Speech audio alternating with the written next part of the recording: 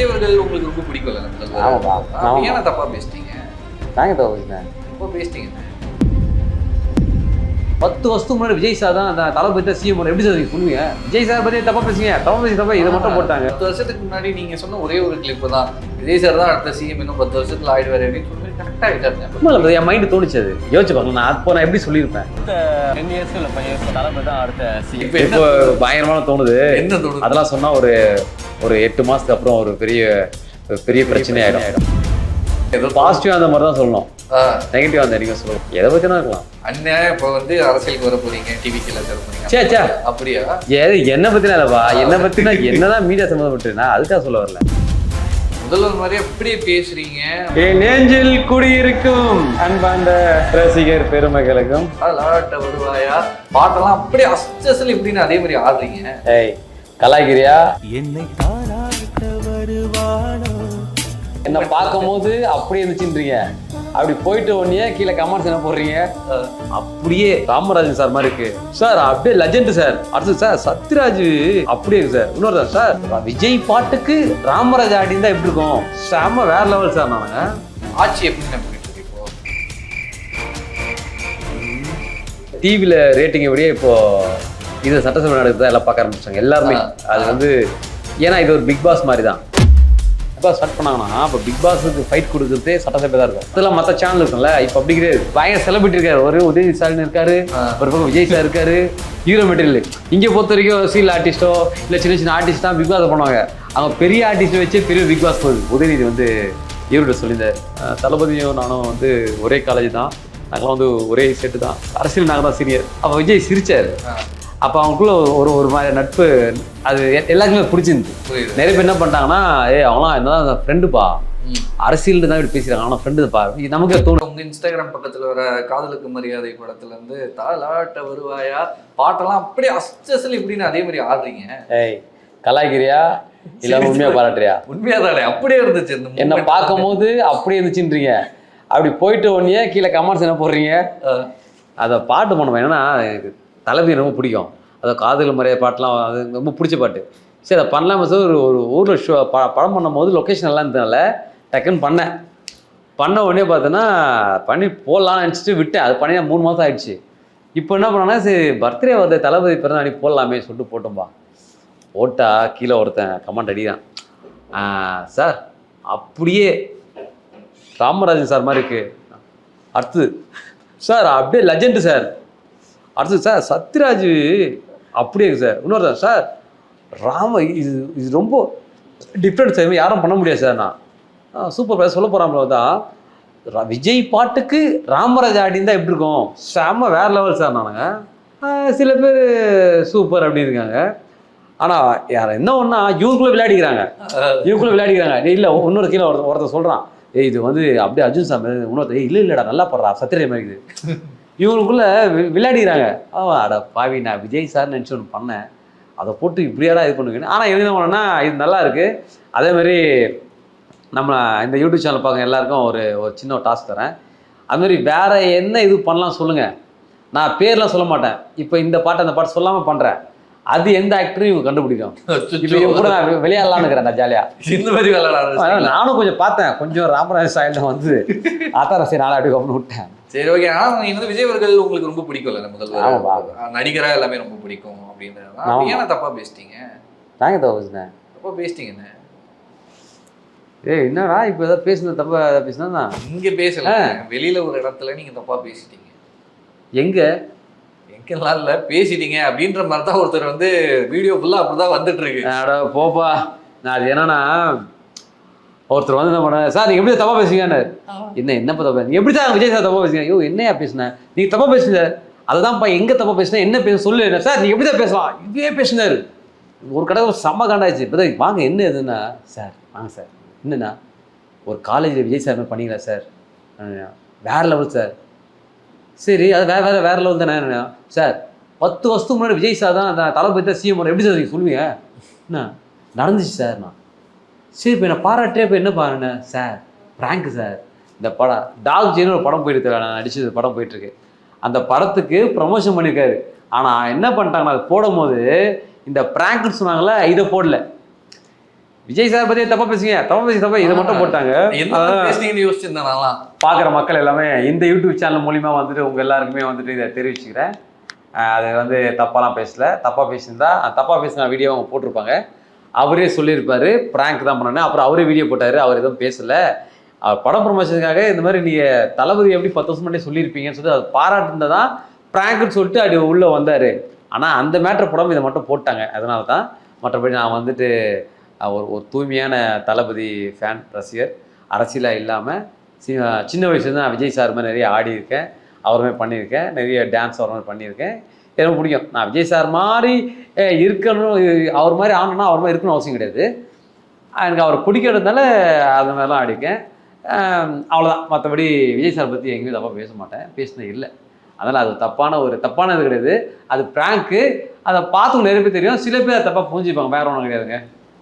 எல்லாம் மன்னிச்சுங்க. 10 வருஷத்துக்கு முன்னாடி நீங்க சொன்ன ஒரே ஒரு கிளிப்பு தான், விஜய் சார் தான் அடுத்த சிஎம், இன்னும் 10 வருஷத்துல ஆயிடுவாரு அப்படின்னு சொன்ன மாதிரி கரெக்டாக ஆகிட்டாருங்க 10 வருஷத்துல. எனக்கு வந்து திடீர்னு தோணும். தேவைன்னா வந்துட்டு நான் இதான் நடக்க போகுது அப்படி சொல்ல மாட்டேன். நம்ம மைண்டுக்கு வரல. என் ஃப்ரெண்ட்ஸ் எல்லாம் சொல்லுவாங்க, நீ இந்த மாதிரி சொல்டா நடக்கும் அப்படின்னு. இப்போ இது நீங்கள் இதை பார்த்து சொல்கிறீங்க. புதுசாக வீட்டாண்டி நீ இது பண்ண போகிற பாரு அப்படின்னு. பாலா வந்து பண்ண நீ தான் டைட்டில் அடிப்படான்னு. அப்போ பாலா டைட்டில் அடிக்க வேண்டிய ஒரு இதுவே கிடையாது. பாலா டைட்டில் அடிக்க மாட்டான். அது சேனலுக்கும் தெரியும், அவனுக்கும் தெரியும், எல்லாருக்கும் கண்டஸ்டனுக்கும் தெரியும். ஓகேப்பா ஃபைனல் வந்துட்டாப்பா. அதை ஃபைனல் வந்ததுக்கு அவனை எல்லாம் கலாச்சிருந்தாங்க. எப்படி நீ ஃபைனல் வந்த, நீல அப்புறம் ஃபைனல் வந்த அப்படின்னு சும்மா கலாச்சிருந்தாங்களே. அவனுக்கும் தெரியும் அவன் ஃபைனலில் வந்து வின் பண்ண மாட்டான். அது என்ன இருந்தாலும் இப்போ நீங்கள் டோட்டலாக பண்ணிவிட்டு லாஸ்ட்டில் எப்படி பண்ணுறாங்க அதை பார்த்தா கொடுப்பாங்களே. இவங்க வந்து அதெல்லாம் கொஞ்சம் ஐரிபரியாக தான் இருந்தது. அப்போ நான் சொன்ன சும்மா ஒரு மோதிரம் இருந்தது போட்டு, நீ தான் டைட் அடி வரா என்ன காமெல்லாம் பண்ணாதீண்ணே, ஏண்ணே நீ தான் டைட்டே போடாண்ணா. நான் சும்மா சொல்லிட்டேன் உண்மையாவே. டைட்டில் அடிச்சுட்டான் கலக்கு போக்கு. எனக்கு ஷாக்கு. அவன் வந்து அண்ணே கரெக்டாக எப்படி கரெக்டாக சொன்னீங்க. ஆமாப்பா அதெல்லாம் ஒரு விஷயம் இருக்குடா அப்படின்னு அப்படி யோசித்தேன். பிக் பாஸ் போகும்போது ஜானி சொன்னேன், ஜானி அந்த பொண்ணு என் கூடவே இருக்கும், அந்த பொண்ணு எல்லாத்தையும் பண்ணிருக்கோம். இப்போ நிறைய பேசுகிறேன். ஆமாம், ரொம்ப ஃபீல் பண்ணுவோம். இப்போது ஸ்ரீலங்காலேருந்து ஒரு பொண்ணு நம்ம எல்லாரையும் நம்பி வருது. ரொம்ப பெரிய பொண்ணும் கிடையாது, சின்ன பொண்ணு. நம்மக்கிட்ட ஐடியா கேட்கும் சொல்லுவேன். வரும்போது திடீர்னு வந்து ஒரு 70 நாளுக்கு அப்புறம் வெளியே அனுப்புகிறாங்க. இப்போ எனக்கு ரொம்ப ஃபீல் பண்ணிட்டேன். அப்போது அதுக்கு முன்னாடி சொல்கிறேன், இங்கே சரி எல்லோரும் டார்கெட் பண்ணுறாங்கன்ற, ஓகே நீ வெளியே வந்துட்டு நீ லோவெல்லாம் ஃபீல் பண்ணாத, நீ வெளியே வந்து பாரு, திடீர்னு விஜய் சார் படத்தை பண்ணுவேன், பிறகு ஆகிடுவேன், அப்போலாம் எங்கெல்லாம் கண்டுக்குமா அது சொல்லிட்டு சும்மா மோட்டிவேஷன் பண்ண அனுப்புகிறேன். பார்த்தா 100 நாள் முடிச்சு அது 70ஆவது நாள் போயிடுச்சு எனக்கு. அப்போ 105ஆவது நாள் ஃபைனல் வருது. ஃபைனல் அப்போ நம்ம கெஸ்ட்டாக எல்லாம் வராங்க. வந்தோடனே அலௌன்ஸ் பண்ணுறாங்க, இது மாதிரி நம்ம ஜேர்னி வந்து லியோ படத்தில் பண்ணியிருக்காங்க. நம்ம தான் இப்படியே திரும்பி பார்க்குறேன். சர்ப்ரைஸ் அதான் சொல்லிட்டானுங்க. அப்புறம் சர்ப்ரைஸுன்னு அமுது நீ சொன்ன கரெக்டு தான், நான் லியோ படம் பண்ணிட்டேன், எப்படி நீ சொன்ன கரெக்டாக அதனால் அப்படியா நான் அதான் சும்மா சொன்னேன். அவன் நிறைய விஷயம் இது பண்ணியிருக்கேன். அது மாதிரி இது 10 வருஷம் முன்னாடி சொன்னேன்னு எனக்கு தெரியாது. எனக்கு 10 வருஷம் முன்னாடி சொன்னேன், தாரத்தப்பட்ட ஷூட்டப்போ கொடுத்த ஒரு இன்டர்வியூ, அது எனக்கு தெரியும். அப்போ நான் வந்துட்டு தலை பற்றி எதை கேட்டாங்க. நான் அந்த யூடியூப் சேனலில் ஒரு இடத்த எனக்கு காமிச்சாங்க, லேப்டாப் காமிக்கும் போது தான் தெரியும் எனக்கு இதை சொல்லியிருக்கேன்னு. அப்புறம் சொன்னேன், நோட் பண்ணிங்க, இன்னும் 10 வருஷம் வந்துட்டு தளபதி தான் சிஎம்மு அப்படின்னு. அவர் ஏன் சிஎம்மு? அப்போல்லாம் அவர் கட்சி ஆரம்பிக்கல. ஆமாம், அது ஐடியாவே இல்லையா? ஐடியா அவர் இருந்துக்கு மாதிரி. அப்போல்லாம் வந்து ஒரு கலைஞர் வந்து இது வச்சுப்பார், ஏதோ நடிகர் சங்கம் ஏதோ விழா வச்சுப்பா, அந்த விழா கூட உட்காந்துருப்பார் அவர். ஓகே, அப்போலாம் அந்த இது இருந்திருக்காதுல்ல. நான் ஒரு என் மைண்டுக்கு ஒன்றுக்கல, அதை வச்சு நான் எதாவது சொல்கிறேன் சொல்லிட்டு எனக்கு அதை நான் மறந்துட வச்சுக்கலேன். இப்போ சொல்லும் போது எனக்கே ஷாக்கு, ஐயோ என்னடா இது. பட் இருந்தாலும் அந்த டைம்ல நீங்க எதை வச்சு சொன்னீங்க? சும்மா சொன்னீங்களா? சும்மா இல்லை, என் மைண்டு தோணுச்சு அது. ஓகே, இப்போ யோசிச்சு பாருங்க, நான் அப்போ நான் எப்படி சொல்லியிருப்பேன்? அதுதான் எனக்கும் யோசிக்கிறேன். இதாக வச்சு நான் ஒரு கெஸ் பண்ணி சொல்லலாம் அப்படின்னு தோணும் எனக்கு. அந்த நேரத்தில் அப்படி தோணும். நிறைய எங்கள் டீம்ல சொல்லுவாங்க, நீ சொல்ல அப்படி ஏதாவது நடக்கும். இப்போ நம்ம பரத்தை ஒருத்தருப்பான், அசிஸ்டன்ட் டைரக்டர் கலக்கு போயார். அப்போ அவங்கள்ட்ட வந்து ஏதாவது ஒன்று பரத்தை இதான் நடக்கும் பாருட்டு வந்துடுவேன். சொல்லிட்டு அதுக்கப்புறம் அமுது வாயா அதுதான் எனக்கு எப்படி யாரும் சொன்னாங்களா? இல்லை பரத்தை சும்மா சொன்னேன். அப்போவா நான் வந்துட்டு ஒரு பெரிய டைரக்டர் ஆகிடும் சொல்லுவா அப்படின்னாப்புல சிலதை தோன்றுறது சொல்லுவோம்ல, அப்படிதான். இப்போ என்னென்ன தோணுது உங்களுக்கு? அப்படி கேட்டா பொதுவாக கேட்குறேன். இப்போ பயங்கரமான தோணுது. என்ன தோணுது? அதெல்லாம் சொன்னா ஒரு 8 மாசத்துக்கு அப்புறம் ஒரு பெரிய பிரச்சனை ஆயிடும். அதனால என்ன ஏதோ பாசிட்டிவா அந்த மாதிரி தான் சொல்லணும், நெகட்டிவா அந்த சொல்லக்கூடாது. எதை பத்தி நாச்சு ஹிண்ட் கொடுங்களேன், தோன்ற விஷயம் அது. எதை பத்தி ஒன்றா இருக்கலாம், மீடியா பற்றி இருக்கலாம், அரசியலை பற்றி இருக்கலாம், இல்லை என்னை பற்றி இருக்கலாம், எதை பற்றினா இருக்கலாம். அண்ணன் இப்போ வந்து அரசியலுக்கு வர போறீங்க, டிவிக்குள்ள சேர போறீங்க. சே சே அப்படியா? என்னை பற்றினா இல்லைப்பா, என்னை பற்றினா என்னதான் மீடியா சம்மந்தப்பட்டுனா அதுக்காக சொல்ல வரல. அப்போ டோட்டலாக புதுசாக இப்போ என் மைண்டில் ஒன்று தோணலை, நம்ம தோட்டத்தை சொல்லிட்டு டக்குனு நடக்கலையா, நடந்தால் ஒரு திருப்தி, ஓகே பாடு, நடக்கல வச்சுக்க என்ன இது ஆகிடும், அதனால நான் கம்முன்னு விட்டுப்பேன். இப்போ இந்த மாதிரி இது வந்து பார்த்தோன்னா அது வீடியோ எடுத்ததுனால இது ஆதாரமாக இருக்குது, மற்றபடி அதெல்லாம் இல்லை. போட்டு வைப்போண்ணே, சொல்லுங்க நான் பரவாயில்ல. 8 மாசத்துக்கு அப்புறம் ஏதோ ஒன்று வெயிட்டா நடக்க போறேன்றீங்க. 8 மாசத்துக்கு முன்னாடி நீங்க அதை இப்பயே போட்டு வச்சுக்கோ. ஐயோ இந்த 8 மாசம் நான் டிராவல் ஆக முடியாது. அதெல்லாம் சொல்ல மாட்டீங்களா? நெகட்டிவா? நெகட்டிவ் தான்ப்பா. நெகட்டிவான ஒரு நெகட்டிவான விஷயம் என்னன்னு தெரியல. லைட்டா இல்லை அரசியலை பத்தி தான். அரசியலை பத்தி தான் ஒரு பெரிய மாற்றம் நடக்க போகுது அப்படின்றீங்க. மாற்றம் அப்படிலாம் இருக்காதுப்பா, சொல்றேன் நான். நீ எல்லாத்தையும் என்கிட்டே கேட்டு சோகனை 10 வருஷத்துக்கு முன்னாடி தோணுச்சு சொல்லிட்டீங்க, நடந்துருச்சு அப்படின்ற ஒரு பக்கம் இருந்தாலும் ஆட்சி எப்படி நான் போயிட்டு இருக்கு இப்போ? என்ன ரியாக்ஷன் இது? என்ன ரியாக்ஷன் அப்படி இல்லைப்பா, நம்ம இப்போதானே வந்திருக்காங்க, நம்ம எப்படி போகுது நம்மளால சொல்ல முடியல. நம்ம வந்து பட் இருந்தாலும் ஸ்டார்ட் அப்படின்ற ஒரு விஷயம் இருக்கும்ல, லைக் ஆரம்பத்துல வந்து என்னெல்லாம் பண்றாங்க, நிறைய விஷயங்கள் பண்ணிட்டு இருக்காங்க, இதெல்லாம் பார்க்கும்போது எப்படி தோணுது அப்படின்ற மாதிரி விஷயம். இல்லை யாருக்கு முதல்ல முதல்ல என்ன யாருக்குமே தெரியாது. முதல்ல அவங்க இப்போதான் உள்ளே போயிருக்காங்க, உள்ளே போயிட்டுக்கு அப்புறம் ஒன்று ஒன்றா பார்ப்பாங்க, எது பண்ணலாம். நான் எல்லாருமே நார்மலாக சொல்லிடுவோம். அதை தாண்டி இன்கம் இருக்குல்ல, என்னென்ன எந்த காசை வச்சு என்னென்ன பண்ணலாம், எப்படியோ என்ன ஸ்கீம் பண்ணலாம், இதெல்லாம் செட் பண்ணுவாங்க. செட் பண்ணாமலாம் இருக்க மாட்டாங்க யாருமே. வந்து ஒரு விஷயம் அலௌன்ஸ் பண்ணுறாங்க, இதெல்லாம் பண்ண போகிறோம் சொல்லிட்டாங்கன்னா அதுக்கு ஒரு டீம் இருக்கும். இப்போ விஜய் சார் இருக்காருன்னா விஜய் சார் மட்டும் அது முடிவு போகிறது கிடையாது, அவருக்கு ஆலோசனைக்கு அவ்வளோ பேர் இருப்பாங்க. இதெல்லாம் இந்த விஷயம் பண்ணலாம் சார், பண்ணும்போது தான் அதை சொல்லுவாங்கல்ல, பண்ணாமல் இருக்க போகிறது கிடையாது, பண்ணி தான் ஆகணும். அதனால் அவர் பண்ணுவார். இப்போ இதான் ஸ்டார்டிங் எத்தனை 3 மாதம் ஆயிடுச்சா 2 மாதம் ஆயிடுச்சா, 40 நாள் முடிஞ்சிருக்கு. இதுக்கு அப்போ தான் கொஞ்சம் கொஞ்சமாக ஸ்டார்ட் பண்ணுவாங்க. நம்ம யாருமே ரொம்ப ப்ரெஷர் பண்ண முடியாது. என்ன ஒன்றா இந்த எங்கெல்லாம் நிறைய பேர் ஃபீல் பண்ணுவாங்க அப்படின்னா, நிறைய இந்த குழந்தைங்களுக்குலாம் ஒரு திட்டம் சொன்னாங்க இல்லையா, தாய்மாமா செய்தானே குழந்தைக்கு, குழந்தைங்க அதானே மோதிரம். அப்போ என்ன ஆகுனா, இப்போ பிறந்திருக்கணும் குழந்தைங்களா, அதுக்கெல்லாம் ஒரு 6 மாதம் கழிச்சு சே எனக்குலாம் வரலையே, என் குழந்தைங்க வரல, என் குழந்தைய வரல, இதெல்லாம் ஃபீல் பண்ண இதாக. இப்போ நீங்களும் அதனால ஃபீல் பண்ணுவீங்களே, சே என்னடா இது நம்ம குழந்தை இந்த ஸ்கீம் இப்போ கொடுத்தாலும் நம்ம குழந்தை வாங்கியிருக்கோமே, அந்த மாதிரி ஒரு எத்தனை ஆயிரம் குழந்தைங்க வந்துட்டு நம்ம வாங்க முடியலன்னு இந்த இது போடுற வரைக்கும் இது பண்ணுவாங்க. மற்றதெல்லாம் எனக்கு தெரியும், மற்றதெல்லாம் கொஞ்சம் சில ஸ்கீமில் தள்ளி போட்டு இந்த குழந்தைங்க பிரச்சனை இது பண்ணுறது. அதான் அந்த குழந்தைங்க வந்து அவர் கையால் அதை போட முடியலையே, அவசரம் போட முடியலையே. அது இப்போ ஒரு 6 மாதம் கழிச்சு இதெல்லாம் சொல்கிறாங்க, போடுறாங்க, ஸ்கீம் கொண்டு வராங்க வச்சுக்கேன். அப்படின்னா அவனா பார்த்தல தளபதி மோதிரப்பட்டிருக்காரு சொல்லும் போது, அப்போ அந்த குழந்தை வந்து கொஞ்ச நாள் வச்சு கேட்கும், என்ன இது அப்போ இந்த வருஷத்தில் நான் தான் பிறந்துடல அப்பயும் போகலாம், இல்லைடா இப்போலாம் நான் அப்போ அந்த ஸ்கீம் போகலடா அப்படின்னா சொல்ல மாட்டாங்க, சொல்ல முடியாதுல்ல, புரியாதுல்ல குழந்தைங்களாம். அதுதான் கொஞ்சம் நல்லா இருக்கும். அவ்வளோ ஓகே புரியுது. அதே சமயத்தில் அந்த அரசபையில் வந்து அந்த ஒரு விஷயம் வந்து பயங்கரமாக மீன் மெட்டீரியலாக நிறைய இடத்துல பாஸ் ஆகிட்டு போயிட்டே இருக்குது. எல்லாருமே உட்காந்து லைவ் உட்காந்து பார்த்துட்டு இருக்காங்க. எப்பயும் நடக்காத ஒரு விஷயம் இந்த வருஷம் வந்து நடக்குது. இதெல்லாம் எப்படி நான் பார்க்குறீங்க நீங்கள்? அதான் இப்போ வந்து டிவியில் ரேட்டிங்கை விட இப்போது இது சட்டசபை நடக்குது எல்லாம் பார்க்க ஆரம்பிச்சிட்டாங்க எல்லாருமே. அது வந்து ஏன்னா இது ஒரு பிக் பாஸ் மாதிரி தான். பிக் பாஸ் பார்த்தீங்கன்னா நீங்கள் வந்து பிக் பாஸில் வந்து என்ன தப்பாக நடந்தாலும் எது நடந்தாலுமே நீங்கள் என்ன பண்ணுவீங்கன்னா, ரொம்ப மோசம் பண்ணுறாங்கப்பா, ட்ரெஸ் இப்படி பண்ணுறாங்கப்பா, அப்படி பண்ணாங்கலாம் சொல்லுவீங்க, சொன்னால் பார்ப்பீங்க. ஏன்னா அதுதான் அதோட இது. அது மாதிரி சண்டை. அப்போ இங்கே என்னென்னா மக்கள் எல்லாமே சண்டை போடுறது தான் பார்ப்பாங்க எப்பவுமே அதிகபட்சமாக. அப்போ இங்கே வந்து சண்டை அதிகமாக நடக்குதுல்ல. அதுமாதிரி இது இப்போ பார்த்தீங்கன்னா பிக் பாஸ் ஸ்டார்ட் பண்ணாங்கன்னா, இப்போ பிக் பாஸுக்கு ஃபைட் கொடுக்குறதே சட்டசபை தான் இருக்கும். மற்ற சேனல் இருக்கும்ல, இப்போ அப்படி கிடையாது. இதை விட அது பயங்கர லைவாக இருக்கும் காம்படிஷன். அதில் வந்து பயங்கர செலிபிரிட்டி இருக்காரு, ஒரு உதயநிதி ஸ்டாலின் இருக்காரு, ஒரு பக்கம் விஜய் சார் இருக்காரு, ஹீரோ மெட்டீரியல். இங்கே பொறுத்த வரைக்கும் சீல் ஆர்டிஸ்டோ இல்லை சின்ன ஆர்டிஸ்ட் தான் பிக் பாஸ் பண்ணுவாங்க. அவங்க பெரிய ஆர்டிஸ்ட்டை வச்சு பெரிய பிக் பாஸ் போகுது. அப்போ எப்படி எங்கே பார்ப்பாங்க அதிகமாக? இதுக்கு எல்லாரும் தெரிஞ்ச முகமாக நிறைய இருக்காங்க. பெரிய பார்க்க போடும்போது இந்த ஷோ விட அந்த ஷோ வேற லெவலில் போகும். நீங்கள் பார்க்குறீங்களா நடக்கிற விஷயங்கள்? நான் கொஞ்சம் பார்ப்பேன்ப்பா. ஓகே, அப்போ ஏதாவது யூடியூப்ல தான் நான் பார்ப்பேன். அது எப்படி இருக்கு அதெல்லாம் பார்க்கும்போது?